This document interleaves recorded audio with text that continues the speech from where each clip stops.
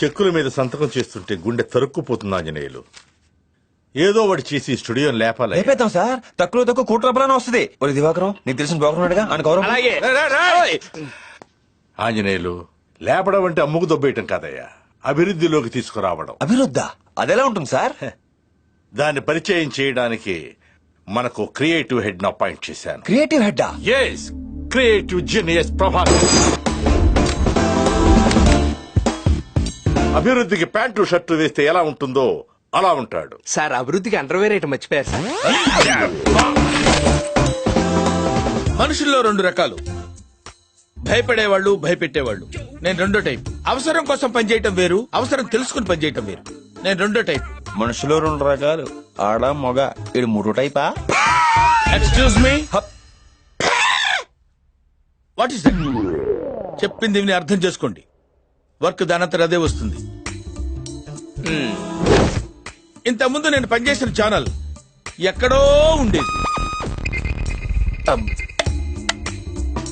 అప్పుడు దాన్ని నేను ఎక్కడికో తీసుకెళ్లాను. నీ ఛానల్ కూడా నేను అలాగే చేస్తాను. మహాప్రసాదం. వీడప్పుడే బీబీసీ రేంజ్ లో ఎంచుకుంటున్నాడు. Sir sorry sir. జర్నలిజం అంటే ఏంటి?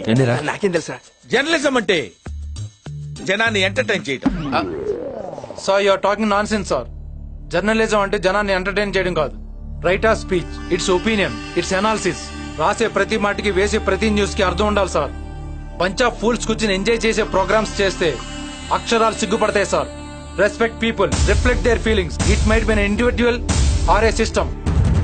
పొట్టోడికి దోలు తీరిపోయింది. That's what I want. నేను ఇక్కడికి ఎమోషనల్ అవడానికి రాలేదు, మిమ్మల్ని ఎమోషనలైజ్ చేయడానికి వచ్చాను. తీస్తా, నాలో ఉన్న క్రియేటివిటీ మొత్తం బయటికి తీస్తా, నా తడాకా చూపిస్తా. Any doubts? ఈడి బొక్క, ఈడికి తెలిస్తే కదా. ఏంటి మీ ప్రాబ్లం? అబ్బాయి ఏం లేదు సార్. ఎరా నువ్వేదో కొంచెం తేడాగా కనపడుతున్నావే. Let us hit the small screen. Come. ఈడికంత బిల్డప్ ఇచ్చింది. And one thing.